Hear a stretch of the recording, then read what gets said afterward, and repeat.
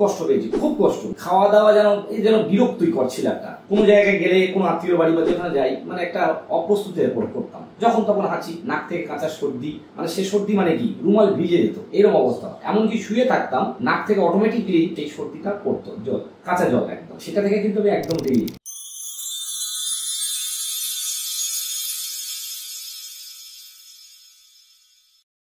নমস্কার, আমি ডক্টর অভিক ঘোষ। আজকে আমরা সল্টলেক চেম্বারে রয়েছি। আজকে আমরা এখানে একটি কেস সারাতে পেরেছি, সেটা হচ্ছে অ্যালার্জিক রাইনাইটিস। অ্যালার্জিক রাইনাইটিসের যে বেসিক জায়গাটা সেটা হচ্ছে আইজি লেভেলে। এনার আইজি লেভেল আজ থেকে 4 মাস আগে ছিল 819 IU per ml, আর আজকে সোজা নেমে এসে 267 IU per ml।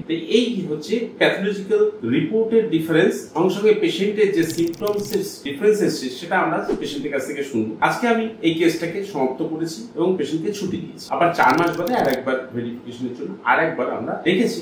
আজকে আমরা শুনে নিই যে পেশেন্ট কতদিন ধরে ভুগছিল অ্যালার্জিক রাইনাইটিস নিয়ে, কি কি সমস্যা হতো, তিনি কি কি করেছেন, আর আজকে উনি কেমন আছেন। আপনার কি নাম?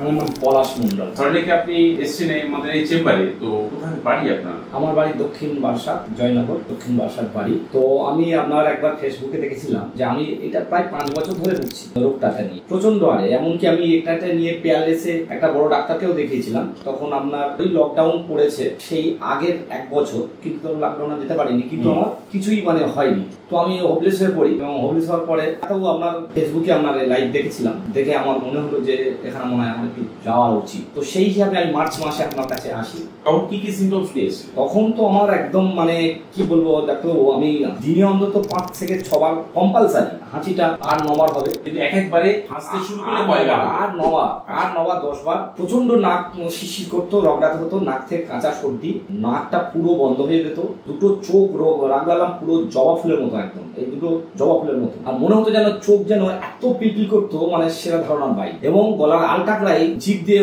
কন্টিনিউ করতে হতো, গলা সামলাতে হতো, এত বাড়াবাড়ি ছিল। সেইটা আপনার কাছে এলাম, আমি সত্যি সত্যি খুব আনন্দিত যে আজকের আমি অনেক মানে এত রিলিফ পাচ্ছি, মানে বোঝাতে পারবো না। মানে আপনার রোগ মুক্ত আছে, রোগের যে পিছনে যে হিস্ট্রি সেটা ভাবলে আপনার এখন অসুবিধা হয়। একদম খুব কষ্ট পেয়েছি, খুব কষ্ট। খাওয়া দাওয়া যেন বিরক্তিকর ছিল একটা। কোনো জায়গায় গেলে, কোনো আত্মীয় বাড়ি বা যেখানে যাই, মানে একটা অপ্রস্তুতি হয়ে পড়তাম। যখন তখন হাঁচি, নাক থেকে কাঁচা সর্দি, মানে সে সর্দি মানে কি, রুমাল ভিজে যেত, এরকম অবস্থা। এমনকি শুয়ে থাকতাম, নাক থেকে অটোমেটিকলি সেই সর্দিটা পড়তো, জল, কাঁচা জল একদম। সেটা থেকে কিন্তু আমি একদম বেরিয়ে। গায়ে কোনো চুলকান না, গায়ে আগের ওই আপনার এই যে মাঝখান থেকে আপনাকে ডাক্তার বলেছিলাম যে এগুলো মাঝে মাঝে একটু হতো, কিন্তু ততটা ছিল না।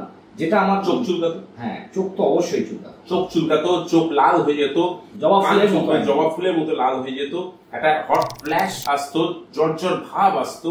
সবকিছু সিমটমস দেখে আমরা আর্সেনিক অ্যালব-1M ওনাকে প্রেসক্রাইব করি, এবং আর্সেনিক অ্যালব-1M ওনার জন্য বেস্ট সিলেক্টেড মেডিসিন প্রুভ হয়েছে। তার মানে আমরা দেখতে পেলাম যে সিমটমস চলে যাওয়ার সাথে সাথে ব্লাডের যে প্যাথোলজিক্যাল চেঞ্জেস সেটাও এসছে, এবং এই দুটোই কনফার্ম করছে যে পেশেন্টটি সেরেছে। তবে কি পেশেন্টকে আজকে ছুটি দেওয়া হচ্ছে। একটা অ্যালার্জিক রাইনাইটিসের কেস, এভাবে পেশেন্ট সারা বছর ভুগছে, বিশেষ করে শহরতলি এলাকায় যেখানে ডাস্টের প্রকোপ অনেক বেশি, ধুলোবালির সমস্যা বেশি, সেসব জায়গার মানুষরা অনেক বেশি করে অ্যালার্জিক রাইনাইটিসে ভোগেন, এবং সারাদিন হাঁচি, এবং এই করতে করতে আস্তে হাসতে একদিন হাঁপিয়ে গিয়ে তার শ্বাসকষ্ট তৈরি হওয়া। পেশেন্ট 5 বছর ধরে ভুগছিলেন, 5 বছরের মধ্যে পেশেন্টের আস্তে কিন্তু শ্বাসকষ্টের দিকে চলে যাচ্ছিলেন।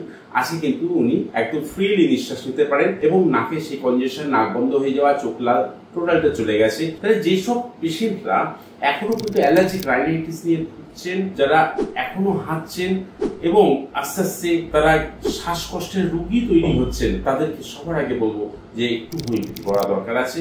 হোমিওপ্যাথিতে সেই সুন্দর মেডিসিন গুলো আছে যেগুলো অ্যালার্জিক রাইনাইটিস কে কমানোর সাথে সাথে তার অ্যাসমেটিক টেন্ডেন্সিটাকে কন্ট্রোল করে এবং একটা সুন্দর লাইফ লিড করতে সাহায্য করে। এই ছিল আমাদের অ্যালার্জিক রাইনাইটিস এর উপর একটা সুন্দর উদাহরণ। পেশেন্ট আমাদের সেরে গেছে হোমিওপ্যাথি ওষুধ খেয়ে। নমস্কার, ভালো থাকবেন।